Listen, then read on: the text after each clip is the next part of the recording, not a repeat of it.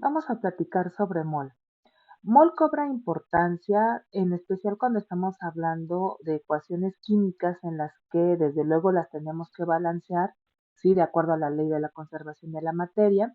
Y los coeficientes que nosotros obtenemos son precisamente aquel número de mol que nos permite ver cómo se relacionan los reactivos para producir los productos y de qué manera y en cuánto se producen.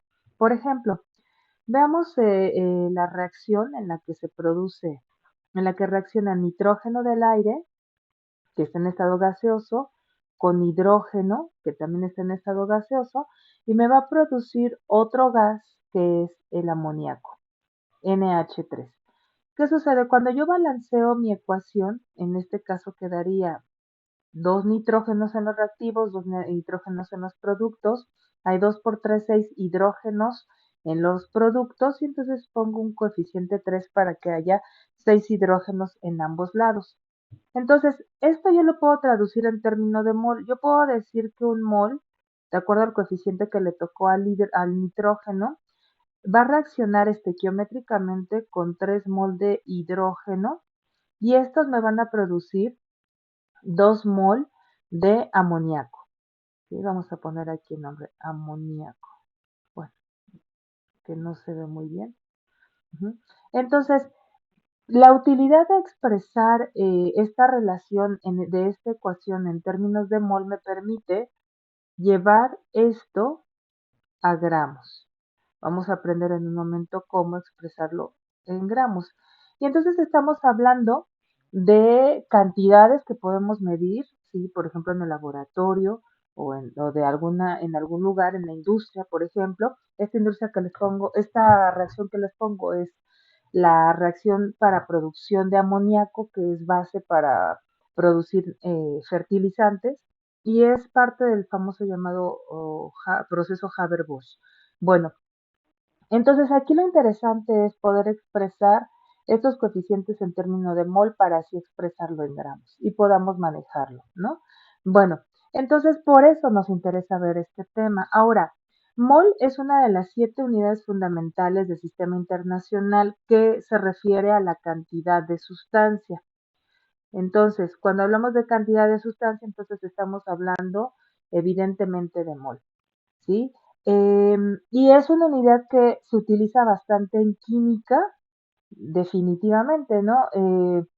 En muchos cálculos en las ecuaciones químicas siempre partimos de esta unidad.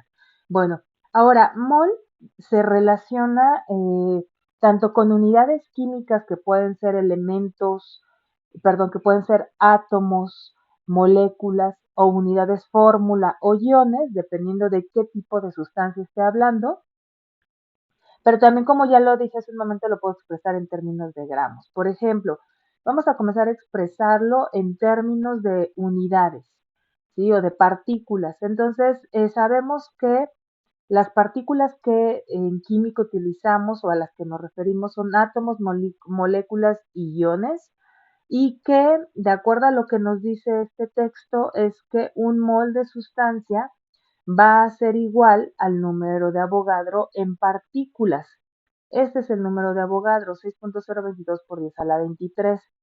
Es una cantidad que tiene notación científica, aquí lo podemos ver claramente, y expresa una cantidad enorme que está aquí. Es una cantidad muy grande y por eso la escribimos de esta forma. Ahora, entonces podemos decir que un mol de un elemento siempre tiene un número de átomos igual al número de Avogadro. Por ejemplo, como viene aquí subrayado, un mol de carbono contiene 6.022 por 10 a la 23 átomos de carbono. Y la partícula más pequeña que define al elemento carbono será precisamente átomo. No podría aquí usar otra partícula como molécula, por ejemplo, porque las moléculas son para compuestos que tienen enlaces covalentes. Bueno, otro ejemplo, podemos pensar en un mol de aluminio, que es un elemento, pues va a tener 6.022 por 10 a la 23 átomos de aluminio. Y así, con cualquiera de los elementos que nosotros vemos en la tabla periódica. ¿sí? Ahora vamos a ver qué sucede con un mol de un compuesto. Para un compuesto nosotros podemos decir lo siguiente. Un mol de un compuesto contiene un número de Avogadro de moléculas o unidades fórmula. Y aquí hay que hacer la diferencia entre cuándo voy a usar moléculas y cuándo uso unidades fórmula. Por ejemplo, las moléculas, bueno, son partículas de compuestos covalentes, ya vimos que son los enlaces covalentes. Las unidades fórmula las utilizamos para compuestos que tienen enlaces iónicos, como el cloruro de sodio, que ya dijimos que está formado en redes cristalinas y no en moléculas. Veamos, si tenemos dióxido de carbono, entonces podemos decir que un mol de dióxido de carbono, el cual tiene enlaces covalentes y entonces forma moléculas, podemos decir que es igual a 6.022 por 10 a la 23 moléculas de dióxido de carbono. Ahora, si hablamos del compuesto cloruro de sodio, podemos decir que un mol de cloruro de sodio, que es un compuesto iónico, va a contener 6.022 por 10 a la 23, pero aquí vamos a decir la palabra unidades fórmula de cloruro de sodio, es decir, de iones sodio y de iones cloruro. Bueno, entonces esas son las dos formas en que podemos expresar mol. Perdón, esa es la primera forma. Ahorita vamos a expresar también mol en términos de gramos en un momento. Ahora, entonces aquí ponemos ejemplos. Un mol de carbono, ¿sí? Va a tener el número de Avogadro en átomos de carbono, evidentemente. El aluminio, el hierro, entonces van a ser sus unidades que los definen son átomos. Cuando yo hablo del agua, que es un compuesto que tiene enlaces covalentes, la unidad que lo define al agua va a ser moléculas. Y obviamente en todos los casos estoy hablando que un mol tiene el número de Avogadro. Un mol de cloruro de sodio, como hace un momento lo vimos, podemos decir que es el número de Avogadro, pero en lugar de usar moléculas dijimos unidades fórmula. O podríamos decir iones sodio o también iones cloruro. Un mol de sacarosa, que es un compuesto que tiene enlaces covalentes, pues también forma moléculas como la vitamina C que forma moléculas. Entonces aquí tener cuidado de qué sustancia estoy hablando, si es un elemento o un compuesto y si ese compuesto forma moléculas o no las forma, entonces de eso dependerá qué unidad será la que yo utilice para esa sustancia. Ahora, hablando de la relación de mol con gramos, que es la que en realidad nos interesa un poco más para este tema, ¿sí? Por cómo se relaciona con las ecuaciones químicas, aquí se muestra en la imagen 5 vasos de precipitados. Cada uno de ellos tiene un mol de la sustancia respectiva. El primero es azufre. Entonces este vaso tiene un mol de azufre, el siguiente un mol de hierro, un mol de cloruro de sodio, un mol de dicromato de potasio y el último un mol de sacarosa o de azúcar de mesa. Bueno, eh, cada uno de ellos tendrá el número de Avogadro en partículas. Por ejemplo, el azufre va a tener 6.022 por 10 a la 23. Como es un elemento, vamos a decir que tiene átomos, ahí mi pluma no pinta bien, átomos de azufre. También en el siguiente en hierro será átomos. Ya dijimos que en cloruro de sodio serán unidades fórmula o iones. Ujú. También en el dicromato de potasio van a ser unidades fórmula y en la sacarosa van a ser moléculas. Bueno, ahora aquí mismo en la imagen viene el valor de a cuánto equivale cada una de estas sustancias en gramos. Y aquí es importante entonces saber cómo expresar estas sustancias en términos de gramos. Bueno, para comenzar, si hablamos de un mol de un elemento, va a ser igual al número, a la masa atómica de ese elemento expresada en gramos. Por ejemplo, el azufre, vamos a ver si tengo acá una tabla periódica. Si yo busco al azufre, entonces se encuentra aquí, ¿sí? Su masa atómica son 32.07. Entonces vamos a poner un mol. de azufre va a ser igual prácticamente en números cerrados a 32 gramos. Entonces es algo tangible para mí, estamos hablando a nivel macroscópico, ¿sí? Algo que yo puedo ver y medir, ¿sí? Ahora, y manejar además, ¿no? Que esa es la idea. Si yo digo un mol de hierro, entonces tengo que buscar su masa atómica. El hierro se encuentra aquí, que es 55.85. Entonces podemos decir que tiene un mol de hierro tiene 55 podemos decir 55.85 gramos, ¿sí? Ahora, ¿qué sucede cuando yo estoy hablando de compuestos? Entonces, cuando yo estoy hablando de compuestos, tengo que sacar la masa fórmula. Ahorita la vamos a sacar. Ahora, entonces, para estos dos que son elementos, podemos resumir de esta forma. Un mol de un elemento va a ser igual a su masa atómica expresada en gramos, como lo acabamos de hacer. Vamos a un compuesto. Para un compuesto necesito determinar la masa fórmula para entonces yo poder decir a cuántos gramos equivale un mol de esa sustancia. Ahora, la masa fórmula me permite pensar en dos dimensiones, ¿no? En la dimensión nanoscópica y en la dimensión macroscópica.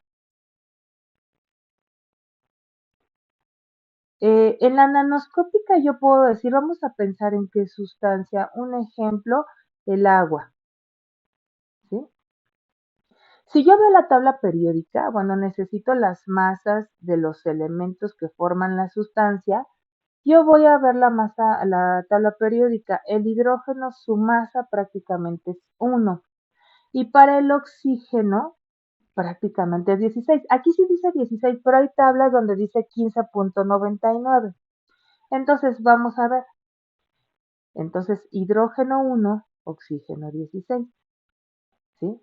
Hablando de nivel nanoscópico, entonces estoy pensando solamente, si estoy hablando del agua que forma moléculas, estoy pensando en una molécula, una sola molécula de agua, que tiene dos átomos de hidrógeno y uno de oxígeno. Entonces su masa fórmula va a ser igual a, el hidrógeno es 1, pero en mi fórmula aparece dos veces, entonces va a ser 2 de los dos hidrógenos más 16 del oxígeno me va a dar 18, y las unidades que corresponden para las dimensiones nanoscópicas van a ser unidades de masa atómica en este caso, por cada molécula de agua. Esa va a ser la masa fórmula a nivel nanoscópico para esta sustancia. Ahora, si me voy a nivel macroscópico, entonces yo voy a pensar no en términos de una molécula, sino de un mol de agua. Cuando yo hablo de un mol, recuerden que puedo decir que digo que un mol es igual a 6.022 por 10 a la 23 moléculas de agua.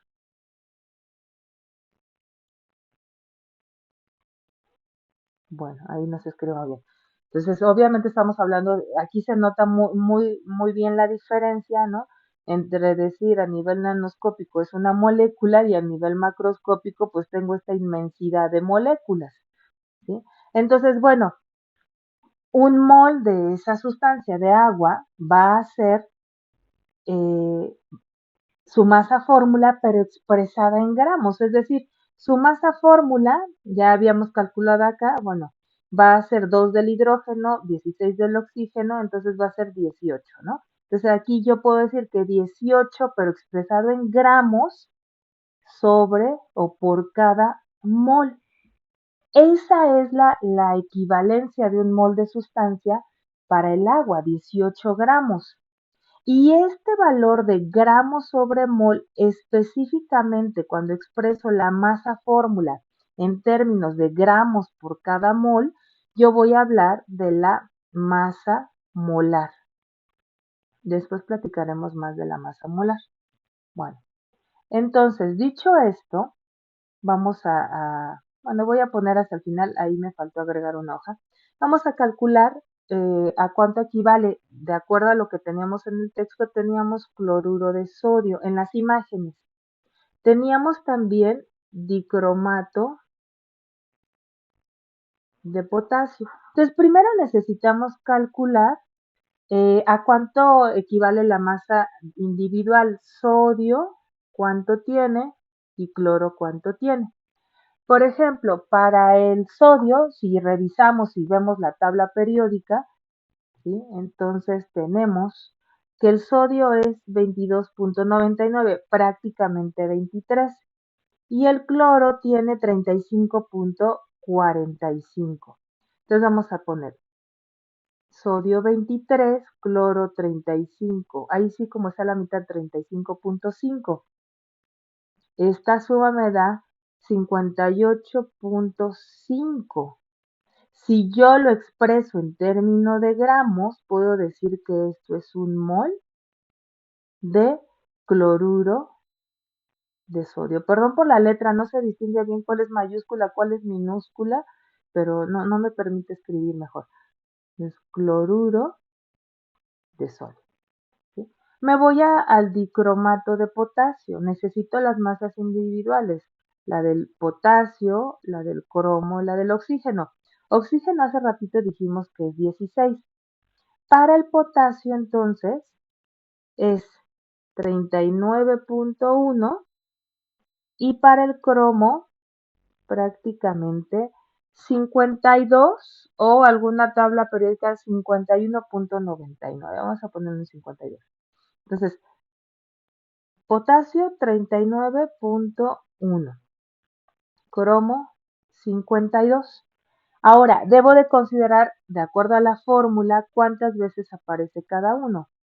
El potasio aparece 2 veces, el cromo aparece 2 veces y el oxígeno aparece 7 veces. Entonces vamos a sacar cuánto da en cada caso. Por ejemplo, 39.1 por 2 me da 78.2. 52 por 2 me da 104.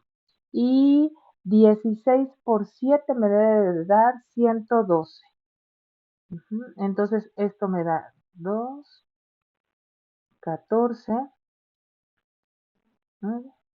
294.2. Si lo expreso en gramos, yo puedo decir entonces que un mol de dicromato de potasio, entonces va a ser igual a 294.2 gramos. Y entonces, bueno, aquí ya tenemos el valor de un mol para cada una de estas sustancias.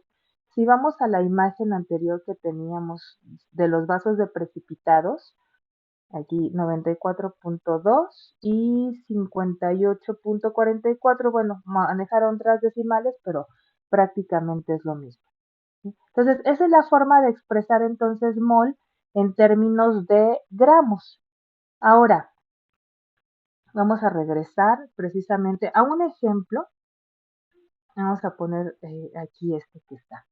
Dice, por ejemplo, usamos el número de Avogadro para convertir 4 mol de hierro en átomos de hierro. En este ejemplo, primero vamos a pasar entonces de mol a átomos. Y entonces aquí está planteado, yo voy a formar a partir de mi equivalencia de un mol, de esa sustancia, de la sustancia que estoy hablando que es hierro, voy a expresarlo en términos de átomos porque mi problema tiene qué unidades, mol y átomo. Entonces voy a partir la equivalencia de un mol de hierro, ¿cuántos átomos tiene?